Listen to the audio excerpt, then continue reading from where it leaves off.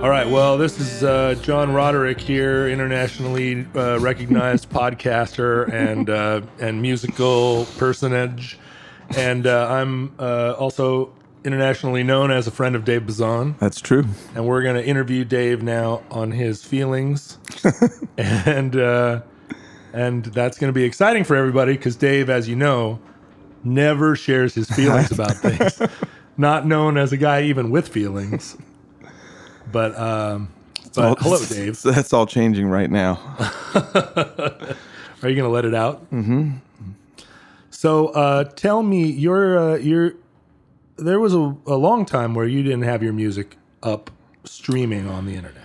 Yeah, specifically when Spotify became a thing, and we were all reading about it, and I read 2 or 3 articles about it, and right away I was just reading them, and I just was getting mad.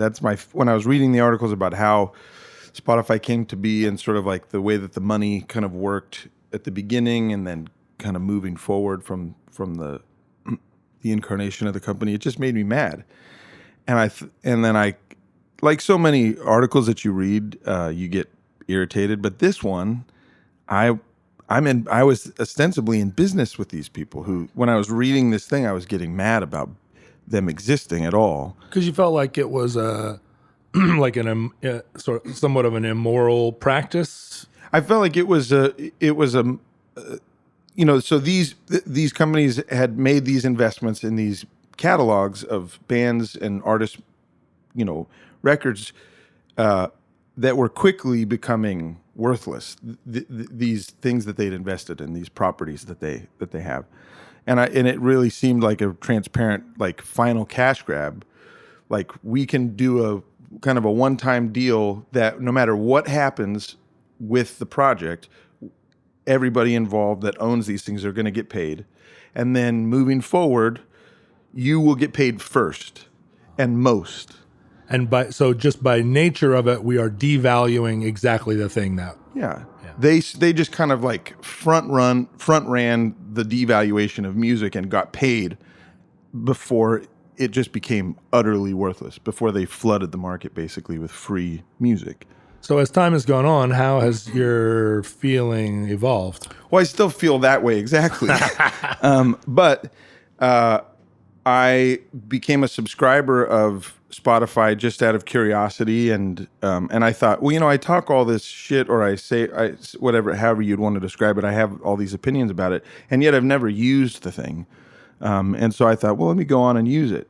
And so I went on and I just kind of explored it and had a good time. But then what I noticed is that I bought twice as many records since I started subscribing to Spotify, because I was just discovering all this music. I mean, it was so easy to work through 10 albums that you'd heard about and kind of come to a conclusion like, I am hooked on this and I want to spend more time with it, or not so much. I'm not going to investigate this, further, or I want to buy this immediately. Sometimes, I'd hear something all the way through and be like, I didn't dislike any moment of that. And so the old conundrum, which obviously older people like us are familiar with, where you buy 3 CDs and you get them home and you only really like one of them. And then you're stuck in having spent, $30 on these things that you don't want. That's gone. And so I just discovered all this music, and I was buying way more records. And I thought, well, why don't I just encourage that? Do you think that's typical of people? No, but I think that it would be typical of people if they were more informed about how the market works and about how musicians, support themselves, and the different revenue streams and how those work and how they don't work. And so that's just my hopeful thing. I think, like, well, if that's how it works for me, then I'm not like special or an angel. Like, I have a more of a vested interest than some, I guess. But I'm no smarter than people. Anybody could figure out, if you don't support music on purpose, not by accident, but on purpose with your money directly, it's going to go away.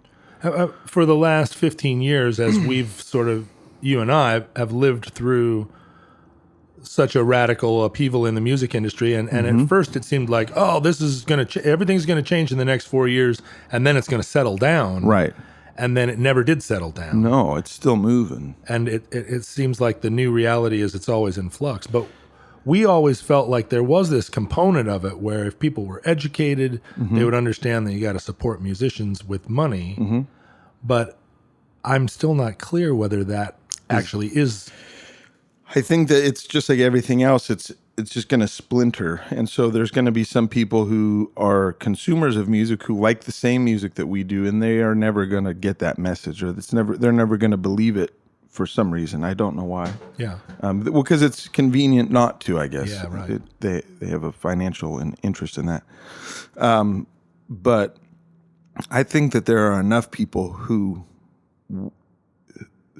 will understand that. I just feel like, yeah, now that, like, just like with so many things, once I'm less angry about it, I can be a more helpful participant in the process. You know, I don't have to be screaming about it. I can just say, yeah, well, if we want to talk about the nuts and bolts of this thing, like, this is kind of evil. On the flip side, you know, music is wonderful. Right. Go buy records. Yeah. Discover music and then support the music that you love, you know. Is it possible on Spotify to be a Dave Bazan fan and just sit and listen to your favorite Dave Bazan cuts all the time and never pay for it? Yeah, and to me that's fine to a degree, but I guess that's the thing is like, if you have an obsessive relationship with any record, I feel like it's the what's the word? Is it responsible? That's not. It's the obligation. It's the cooperative thing to do, or it's in your interest, really, if you want this kind of art to keep happening. So now your music is streaming. Do you expect, I mean, what do you expect?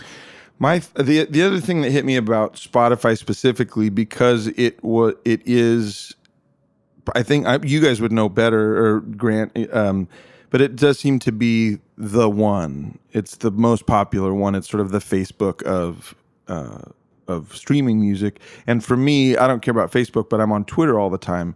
And I like the fast exchange and the communal aspect of Twitter. And when I thought, oh, well, if Spotify is something like that, the sharing at least is easier, you know, than just fine. It's just more kind of automated, I guess. Yeah. That I thought, oh, this is kind of a fun. It's like a social media. There's a social media component to it, yeah. And to me, I think so the way that Twitter has worked for me, which is this sort of slow, organic growth of connections with people, it's more sort of one-to-one. Or I thought of it rather than sort of when people think of Spotify, they're like, the potential is, you know, eternal. Like there could be millions of listeners on my thing. It's just a matter of them kind of finding it or whatever. I think of it more like Twitter, which is just like, yeah, you just kind of like build these relationships with people slowly over time. And so I haven't really gotten into that, like just hanging out on Spotify. Right. But that is the sort of thing that I'm, you know, if there's a Twitter that's just about music only and it's about people sharing the music that they're most excited about, like that sounds fucking fun to me. But we were talking about it on the elevator up here. You know, I don't know if your fans have all noticed. I think they probably have. Oh, right. But you've made a transition from your signature red hoodie. That's right. Which, you know, if you were friends of Dave Bazan and you were walking down a city street or at an enormous concert, you could see that red hoodie and be like, Bazan is here. There he is. And then you just abandon the red hoodie in one fell swoop, and now you're wearing green hoodies. Yep. But you've got 5 decommissioned red hoodies. I do. Sitting in a vault somewhere. And I feel like to your fans, right, the opportunity maybe to buy a deluxe version of your new record that contains one of those 5 hoodies, like maybe even a golden ticket type situation, like to Willy Wonka's factory. Everybody pays $200 for this box set, and 5 of you get a hoodie. Oh, geez. So in that situation, I try to think of it. So I'm a fan, like trying to think who it would be. I'm not that kind of fan, but I could put myself in that place. So Tom York's hoodie wouldn't fit. No, of course. Meatloaf's hoodie. That's, I guess Ian Mackay, that's what it would be. Right. If it was Ian Mackay's hoodie. Guy or Ian's hoodie, would I pay $75 for that? And if I did pay $75 for that and I got that, would I feel good about it or ripped off? Right. Not that they would in a million years ever do that. Well, and that's the thing, right? Yeah. I mean, there is that a cynical money grab, or is that servicing your fans' desire? There's somebody listening to this right now that's like, I would pay $250 for Bazan's hoodie. Well, it's a little bit of both. I mean, because I'm uncomfortable. I mean, if it was just totally up to me and no one else was speaking into my ear about it, I'd just be like, that's funny, and then I wouldn't do it. Right. Because you'd want to give those 5 hoodies to your buy. I mean, guess. Give me one. Yeah, I suppose. I hadn't even thought that. So I can smell Bazan when I'm curling up at night.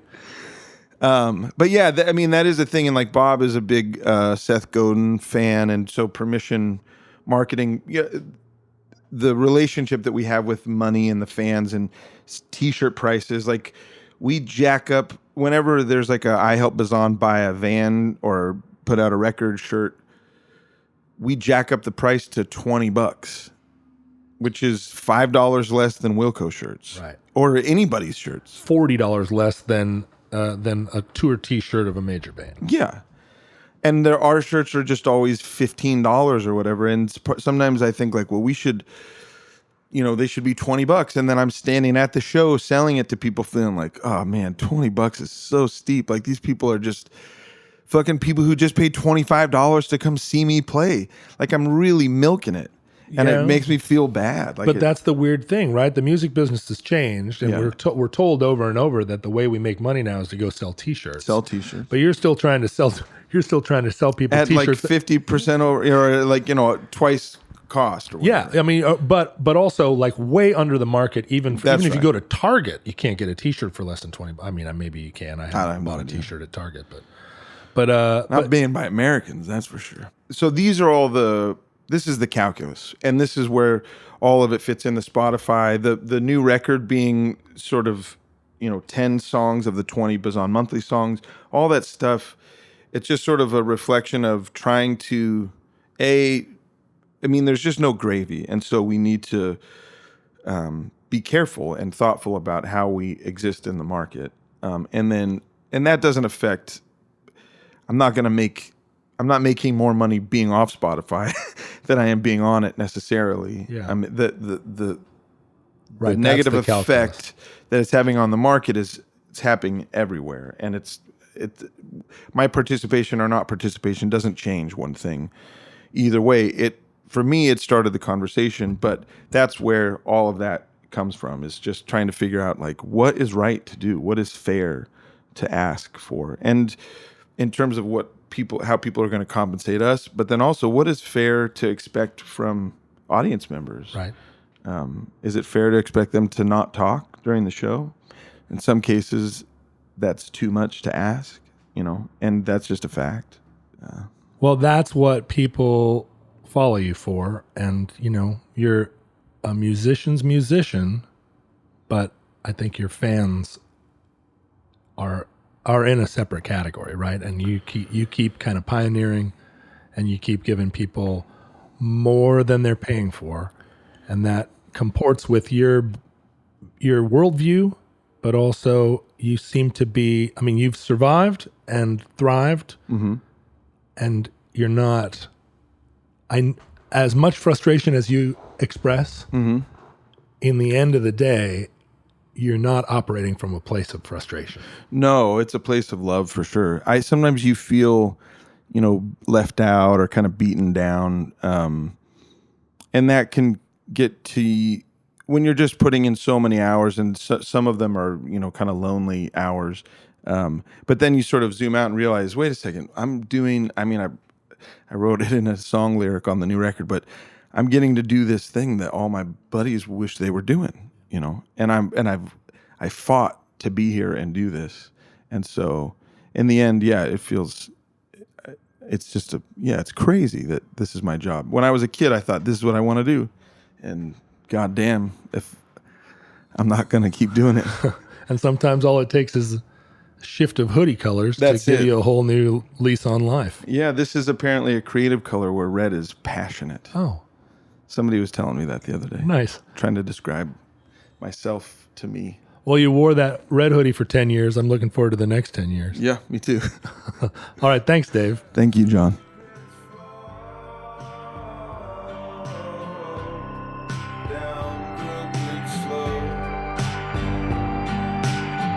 And